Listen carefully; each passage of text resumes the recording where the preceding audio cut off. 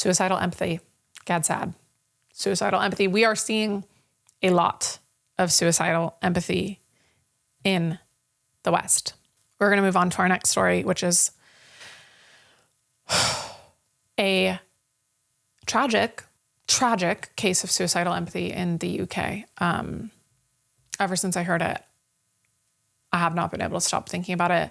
It is so upsetting and telling of the state of the UK. If you followed me on other platforms, you might know why I'm so passionate about the UK and all of Europe, really. But I lived there for 3 years in my late 20s. My experience living there was actually the reason I started posting and making videos in the first place. I saw firsthand how quickly a country can change and really fall due to bad policy decisions. When I first moved to London, I thought I was never going to leave. I love England. I love the history, the British culture. I'd do anything for a Sunday roast. I love the countryside. And I can't return because I'd likely be arrested as I am viewed a terrorist. Me, a terrorist. Mom and Dad, did you ever think your daughter, me, would be considered a terrorist? Why? Because I hold the belief that Western culture is under threat from mass migration and lack of integration from people from Muslim majority countries. Official UK counterterrorism materials define extreme right-wing terrorism as including 3 broad sub-ideologies. We have cultural nationalism, which is the belief that Western culture is under threat from mass migration into Europe and from lack of integration by certain ethnic and cultural groups. This often focuses on issues like the burqa, Sharia law, or the Islamification of Europe. So basically, if you have eyes and see what is happening, and you talk about it, you are an extreme right-wing terrorist. So that's how I landed there.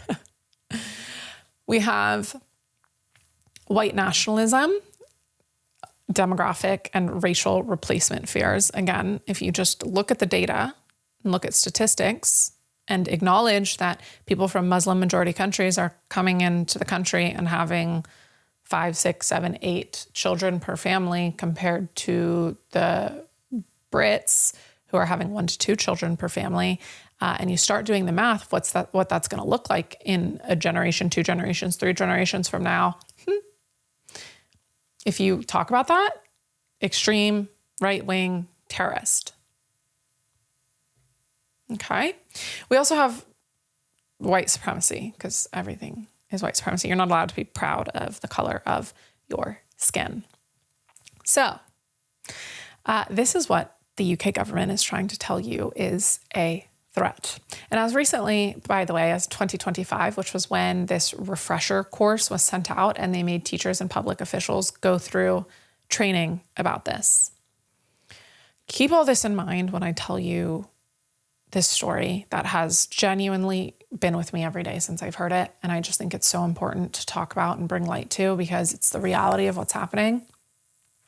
Take it from someone who lived there. It's not an easy one.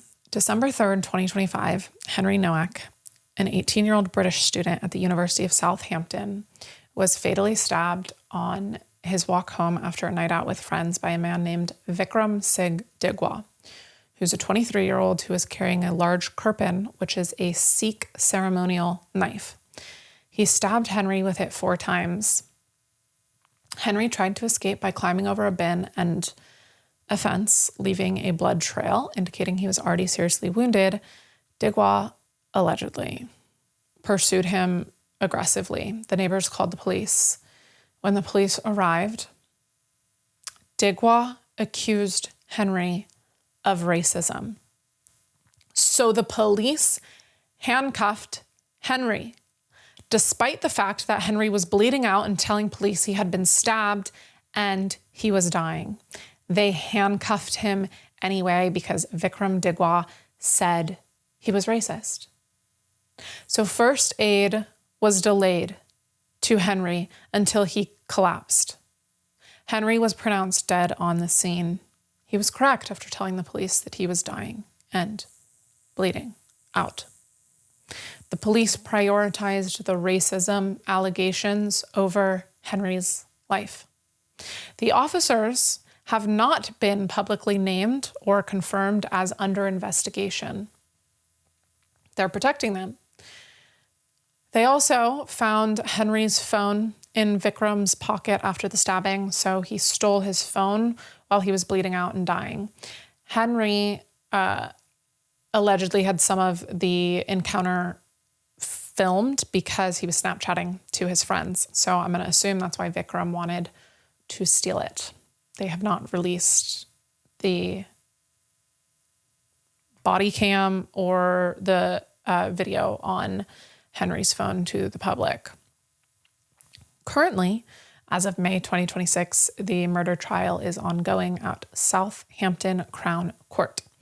Daye denies murder and possessing a knife in public. And his mother, because it's a family affair, we see that a lot, denies assisting an offender because she is also being charged assisting an offender by allegedly removing the knife from the scene and taking it home. The case includes evidence from Henry's phone footage, witness statements, blood trails, and body cam. Why they're not releasing the footage to the public?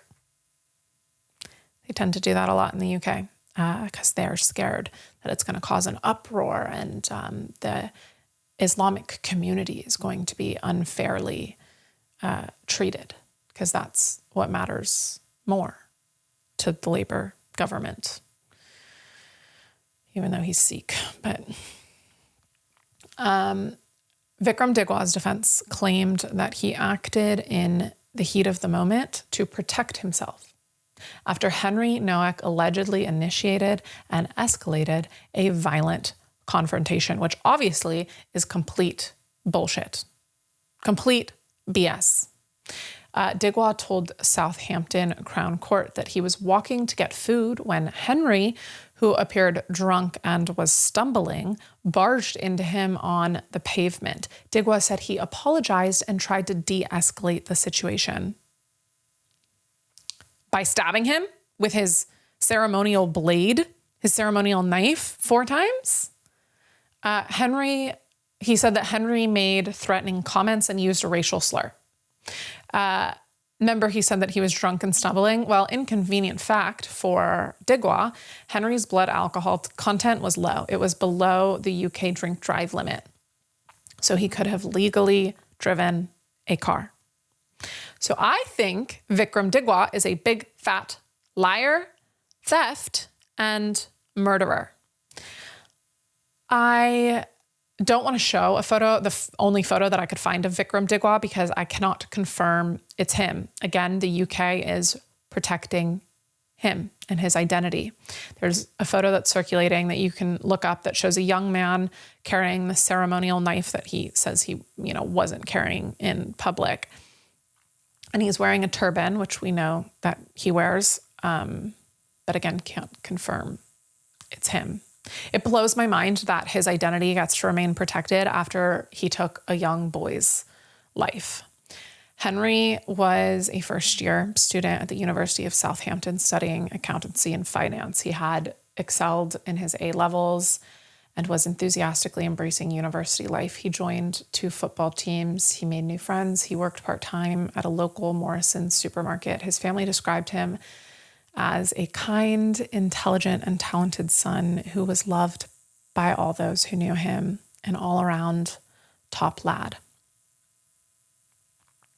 And he doesn't have a future. And his family was robbed of years with him. And it's really due to policy decisions. It's so sad. Vikram Daye was born and raised in Essex.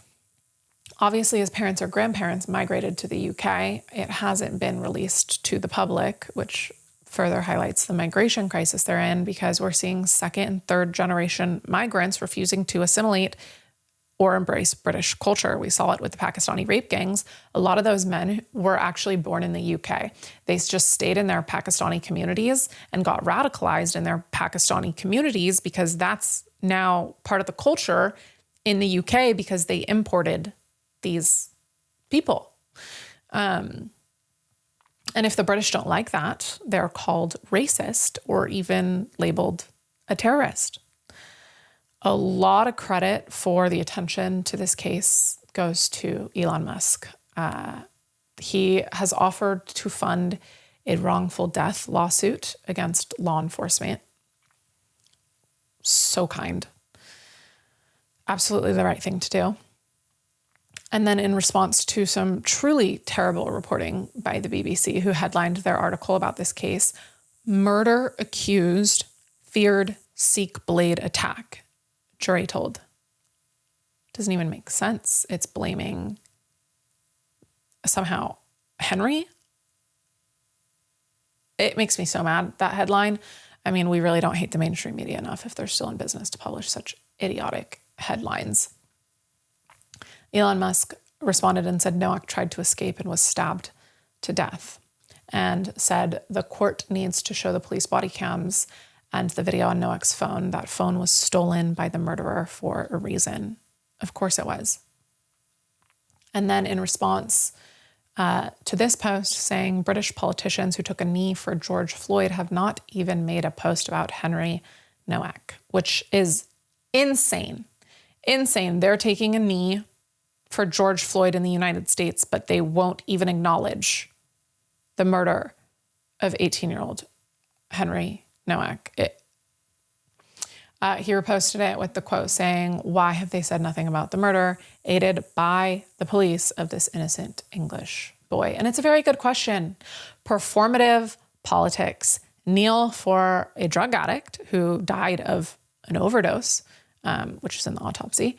And George Floyd also had a history, not a good criminal history. He was a criminal. But let's make him the hero because it makes police officers look bad. Yes, let's demonize the police officers. That'll end well.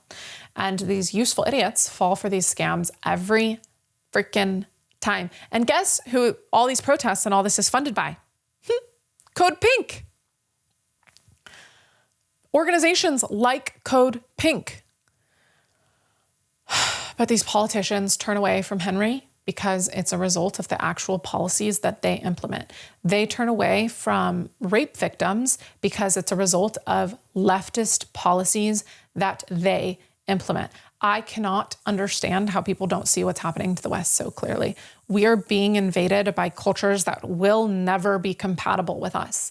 They don't share our values. Just look at their countries. They're coming from places that abuse women and allow for child marriage. They're having more kids at higher rates. They will replace us if we let them. And right now, through leftist ideologies, we are letting them. It is infuriating. I'm sorry. That one really, it works me up because I don't know how we got here. I mean, I know how we got here, but it's just so frustrating.